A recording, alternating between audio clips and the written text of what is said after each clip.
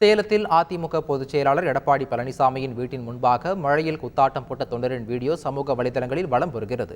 சேலம் நெடுஞ்சாலை நகர் இல்லத்தில் இபிஎஸ் தனது 70வது பிறந்த நாளை கேக் வெட்டி உற்சாகமாக கொண்டாடினார். இதனால் தமிழகம் முழுவதிலும் இருந்து அதிமுக நிர்வாகிகள், தொண்டர்கள் என ஏராளமானோர் அவரது இல்லத்திற்கு படையெடுத்தனர். அதன்படி வருகை தந்த தொண்டர்களில் ஒருவர் மழையில் நனைந்தவாறு பாடல் பாடி நடனமாடியது அனைவரையும் கவர்ந்துள்ளது.